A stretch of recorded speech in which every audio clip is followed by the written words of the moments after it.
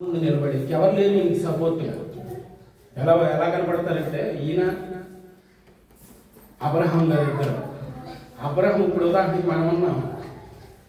Abraham కట్ట చేశాడు, యాకోబు కట్ట చేశారు దేవుడు, ఇస్సాకు అలా చేశారు, యోసేపునట్ట కాపాడారు, ఆ తర్వాత యోబునట్ట కాపాడారు, ఇలా వీళ్ళందరినీ కాపాడారు, నన్ను కూడా అని నమ్మకం ఉంది.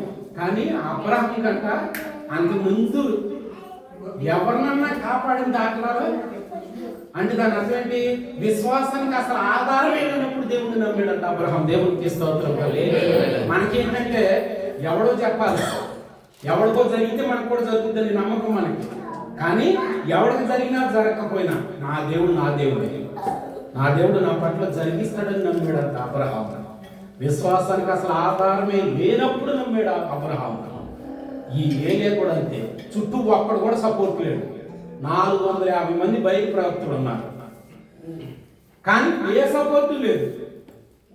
కేకల బాబుల పండుగ సింధులు వేసారు, కానీ మొరపెట్టాడు దేవునికి, దెబ్బతో దింపాడు దేవునికి ఇస్తాం. కారణం ఏంటంటారు? అంతరంగకి పవిత్రత. దేవుడు ఏలియాని స్నానం చేశాడు. దేవుడు ఏలియా గుండెని ఎక్స్రే తీసాడు. ఎక్స్రే తీస్తే 3 కనపడ్డాయి అంట. మొట్టమొదటి ఏంటో తెలుసా? పవిత్రమైన ఆయన మనస్సు, స్వచ్ఛమైనటువంటి ఆయన గుణం దేవుడు కనపడిందంట మొట్టమొదటిసారిగా. రెండోది ఏం కనపడింది తెలుసా? దృఢమైనటువంటి నమ్మకం కనపడిందంట. మూడోది ఏంటి తెలుసా? దృఢమైనటువంటి ధైర్యం కనపడిందంట. ఆ పవిత్ర గుణం ఎక్కడి నుంచి వచ్చింది? పవిత్రమైనటువంటి విశ్వాసం, దృఢమైన విశ్వాసం ఎక్కడి నుంచి వచ్చింది?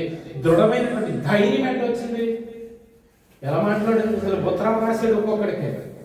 బైబిల్ మీరు చదివారు లేదో? ఎవరికి? అహాబుకు ఉత్తరం రాశాడు. అహాబు భార్య యెజబెల్‌కు ఉత్తరం రాశాడు. రేపు ఈ టయానికి నీ రక్తం కుక్కలు ఆకుదే ఉత్తరం రాశాడు. మరి ఎవరు లేదు, సపోర్ట్ ఎవరు లేదు కదా మనోడికి. కొన్ని కాలం నుంచి వచ్చి భయపడ్డాడు, మనలాగానే కంగారు పడ్డాడు, పరిగెత్తులు బదరి వృక్షం కిందకి పారిపోయాడు. నన్ను రేపు పొద్దున ఈ టైంకి ఎలా చంపేస్తానందరూ మంగమ్మ శబ్దం చేశాడు యెజబెల్ గారు. ఆవిడ చంపేసే లోపు, ఆవిడ చేతిలో చచ్చిపోయే లోపు నువ్వు చంపేసుకో అన్నాడు. దేవుళ్ళు అమ్మగా పట్టాడు. ఇదేనా నీ విశ్వాసం అంటే? దాని అర్థం దయచేసి అర్థం చేసుకోండి. ప్రభువు కూడా భూమి మీదకి శరీరధారిగా వచ్చినప్పుడు మనకంటే ఎక్కువ భయపడ్డాడు. చదివారు ఎక్కడన్నా? అంటే ఆయన ఎందుకంటే ఆయన పరిపూర్ణ మానవుడు. ఆయన పరిపూర్ణ మానవుడు, పరిపూర్ణ దేవుడు. సమాధిని గెలవడాన్ని బట్టి పరిపూర్ణ దేవుడు అయ్యారు. పరిపూర్ణ మానవుడు అంటే 26 అధ్యాయం మీరు మత్తయి వార్తలో ఆయన పలికిన మాటలు మీరు చెప్తే నాకు భయం వేస్తుంది, నేను చింతాక్రాంతుడిని అయ్యాను, నా ప్రాణం పోయేటంతగా భయం వేస్తుంది, నా కొరకు మీరు ముగ్గురన్నా కనీసం లేచి ప్రార్థన చేయరా, మేల్కొన్నాను బతిమాలాడు.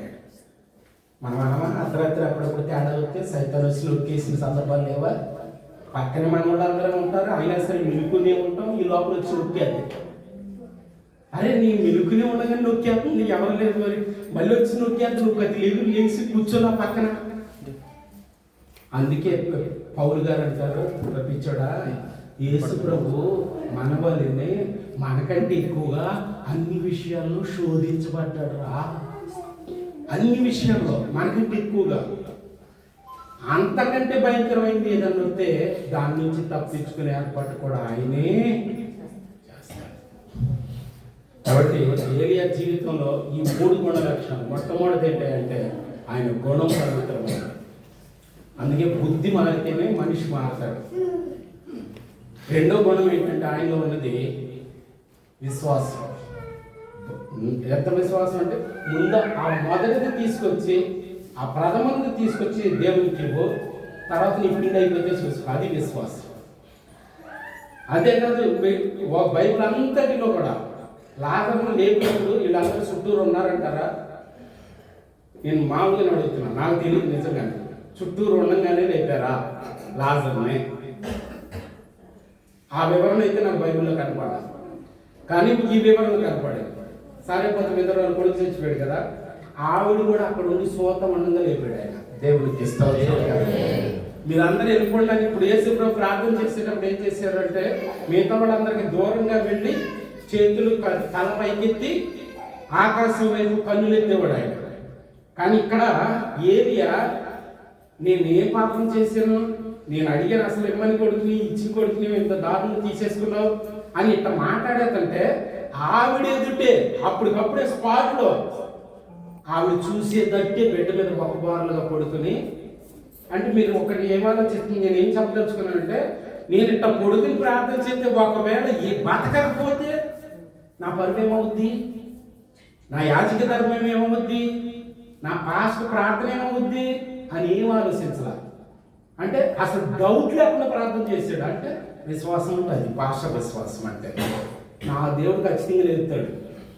అసలు డౌటే రాల. ఒకవేళ ఇన్నిసార్లు ప్రార్థన చేస్తే మనకు పనులు అవ్వవు. ఒక్కోసారి పాస్టర్ గారు ఎన్నిసార్లు చేసినా సరే మరి ఆ టైంలో ఏం అడగల అసలు. పైగా యేసుప్రభు అడిగినట్టు కూడా అడగల. అయినా నీ చిత్తమే అని కూడా అన్న, ఇదే ఇవ్వు లేకపోతే లేదని కూడా అడగల అసలు. ఖచ్చితంగా లేపుతాం అంతే. అందుకే దృఢ విశ్వాసం అని రాసి ఉన్న ఆయన గుణం. ఆయన విశ్వాసం ఎప్పుడంటే అనుమానం లేదే కాదు. అంటే పిలిస్తే పలకాల్సిందే, రమ్మంటే రావాల్సిందే. వాళ్ళు అన్ని రోజుల నుంచి క్యాట్ వేసి, పప్పులేసి, సింగులేసి, డ్రామాలు వేసి, ఏపలేసి, తప్పట్లు వేసి, చేతులు కోసుకుని, పేకలు కోసుకుని, బ్లేడ్ ఎత్తి కాకుని గీక్కుని, రక్తాలు కాసుకుని, కొర్రాలతో కొట్టుకుంటే ఏ దేవుడు దిగురా? సింపుల్గా మోకాళ్ళు వేశాడు. భూమి ఆకాశంలో పునాదులు వేసినటువంటి నా దేవా దెబ్బతో దిగొచ్చి దేవుడు. మన ధైర్యం మన ప్రార్థన, మన ధైర్యం మన విశ్వాసం కలిగి, మన ధైర్యం మన పవిత్రత. నేను యథార్థంగా నమ్మి చెప్తున్నాను.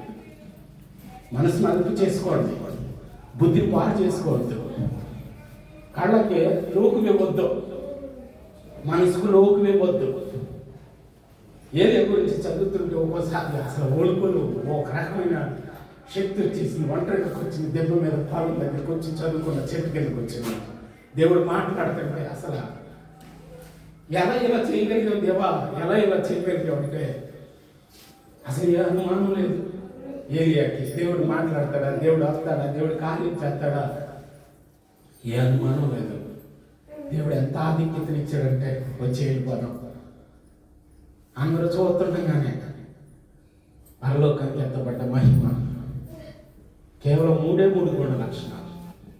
ఒకటి, ఆయనలో ఉన్నది పవిత్రమైనటువంటి గుణం, శుద్ధ హృదయం, కలుషితం కానటువంటి మనస్సు. రెండోది దృఢమైనటువంటి విశ్వాసం. మూడోది ధైర్యం. ఒక మాట, యెహోషాపాతు కొడుకుంటాడు. ఒక్క మాట ఏనండి, యెహోషాపాతు కొడుకు యెహోరాము. యెహోషాపాతు